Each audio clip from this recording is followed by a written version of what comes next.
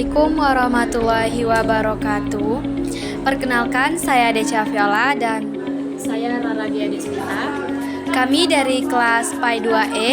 Di sini kami akan membuat video podcast mengenai materi ilmu sosial humaniora untuk memenuhi tugas UTS dengan mata kuliah ilmu sosial humaniora dengan dosen pengampu Bapak Meggy Fornika MPDI. Adapun memulai video ini saya akan mengawali dengan menanyakan beberapa hal dengan saudari Rara. Adapun pertanyaan pertama saya mengenai apa yang dimaksud, apa hubungan antara Islam dan ilmu sosial humaniora? Hubungan Islam dan ilmu sosial humaniora adalah keterkaitan antara ajaran Islam dengan studi tentang manusia dan masyarakat. Ilmu sosial humaniora membantu memahami praktik Islam dalam kehidupan yang nyata, sedangkan Islam memberi nilai moral dan etika.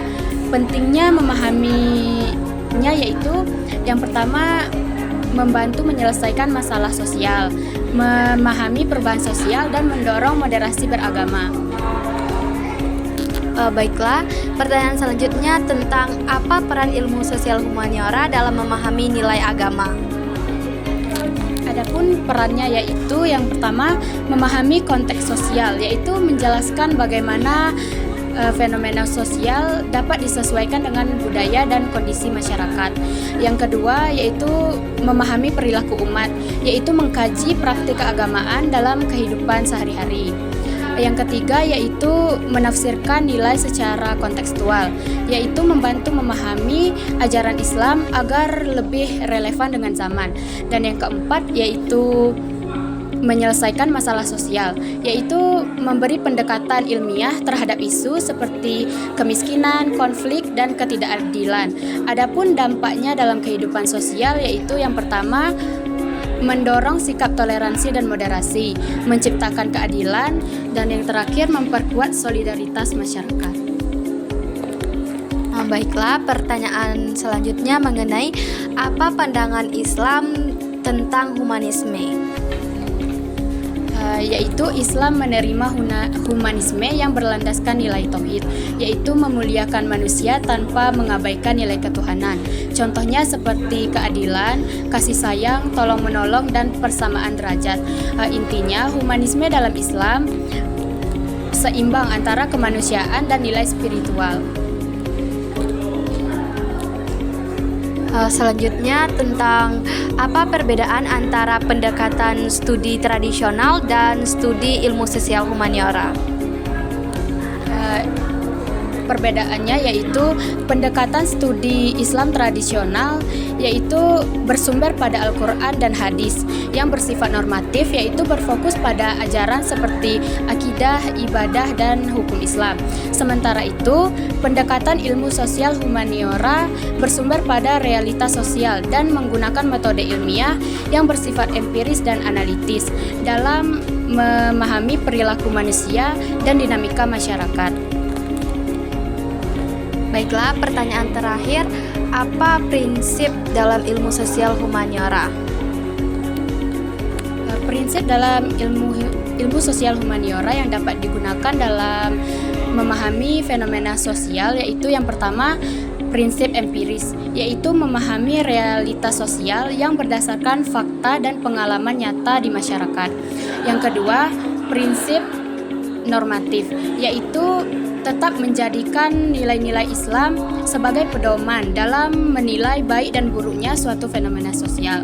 Yang kedua, prinsip kontekstual, yaitu melihat ajaran dan prinsip Islam dalam yang sesuai kondisi waktu, tempat, dan budaya. Baiklah, mungkin hanya itu yang ingin saya tanyakan kepada saudari Rara. Dan selama pertanyaan tadi, apakah saudari Rara juga ada ingin bertanya kepada saya? Saya persilakan. Saya juga ada pertanyaan untuk mencari lebih tahu.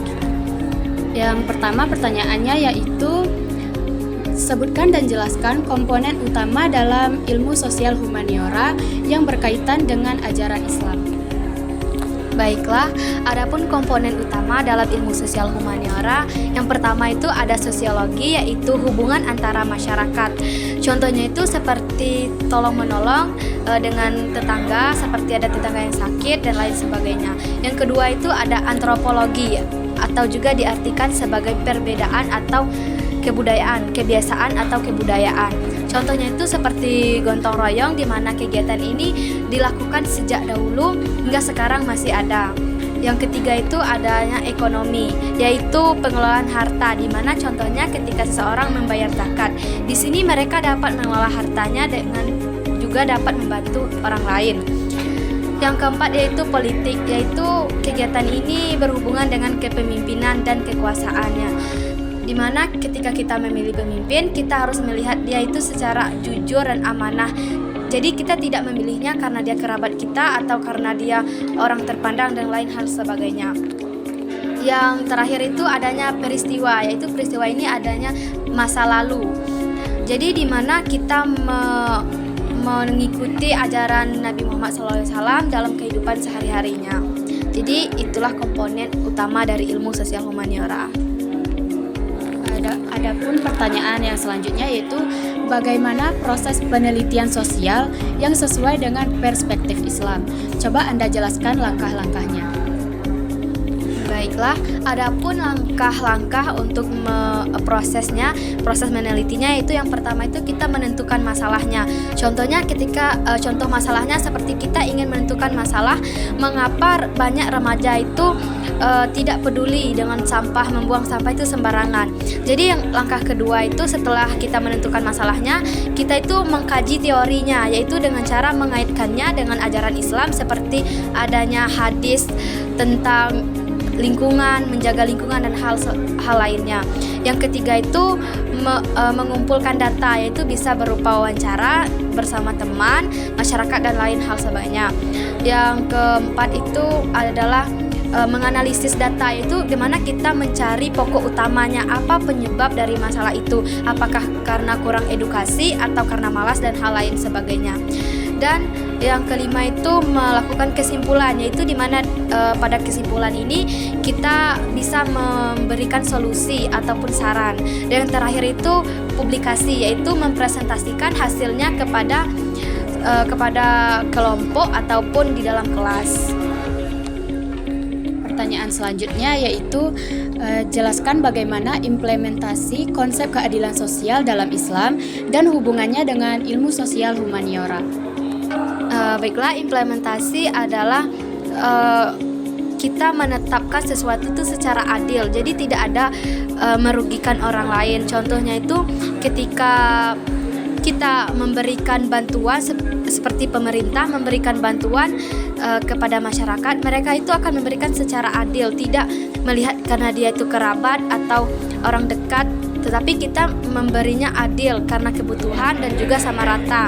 Contohnya di kampus itu seperti ketika dosen memberikan tugas, mereka akan memberikan tugas itu secara merata kepada seluruh mahasiswanya dan juga memberikan nilai sesuai apa yang dihasilkan oleh mahasiswanya, tanpa memandang bahwa itu atau ponakan atau keluarganya. Pertanyaan selanjutnya yaitu apa yang dimaksud dengan kritik sosial serta bagaimana contoh penerapannya dalam kehidupan masyarakat yang modern saat ini. Baiklah, kritik sosial yaitu kritik itu adalah cara kita menegur kesalahan itu dengan cara baik. Jadi contohnya dalam masyarakat yaitu seperti ketika kita melihat seseorang membuang sampah sembarangan, kita bisa menegurnya dengan baik dan menunjukkan tempat pembuangan sampah yang tepat, dan juga kita bisa memberi pemahaman kepada dia tentang apa dampak dari membuang sampah sembarangan. Contoh lainnya itu seperti ketika sekarang ini kan sedang canggihnya teknologi, jadi ketika ada penyebaran berita hoaks, kita itu bisa menasihati dan memberikan pemahaman kepada dia tanpa menviralkan atau menghina memaki-maki dia. Pertanyaan yang terakhir yaitu menurut Anda bagaimana strategi yang tepat dalam membangun peradaban yang harmonis melalui pendekatan ilmu sosial humaniora? Jadi menurut saya adapun strategi yang tepat yang pertama itu kita menggabungkan ilmu dan agama, di mana contohnya itu kita mempelajari sains tetapi kita berpegang teguh kepada ajaran agama. Yang kedua itu kita menguatkan toleransi, yaitu menghargai perbedaan. Ketiga, pendidikan akhlak, yaitu kita memperbaiki akhlak kita. Yang terakhir itu adanya penyebaran dakwah melalui media sosial. Jadi karena sekarang ini media sosial itu sangat berpengaruh, jadi kita bisa memanfaatkannya. Jadi, mungkin ada yang ingin tanyakan mengenai tugas proyek yang tentang penelitian fenomena sosial. Nah, Anda tuh meneliti tentang apa sih, dan apa alasan Anda memilih untuk meneliti itu? Baiklah, adapun fenomena sosial yang saya teliti bersama kelompok saya yaitu tentang program Mahat Al-Jamiah, di mana program ini yang dimiliki oleh IAIN Kerinci, salah satu program juga di IAIN Kerinci bagi mahasiswa KIP. Jadi adapun alasan saya meneliti ini, di mana saya sendiri adalah mahasiswa penerima KIPK. Jadi saya juga sekarang sedang berada di Mahat. Jadi saya juga penasaran gitu tentang mengapa orang membuat program ini, apa tujuannya dan apa saja manfaatnya.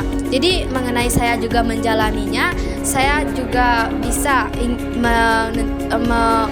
membuahkan hasil ingin tahu saya. Jadi saya tertarik untuk melakukan menganalisis fenomena ini.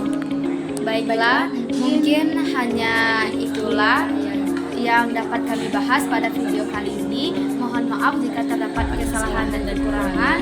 Kami tutup dengan wassalamualaikum warahmatullahi wabarakatuh.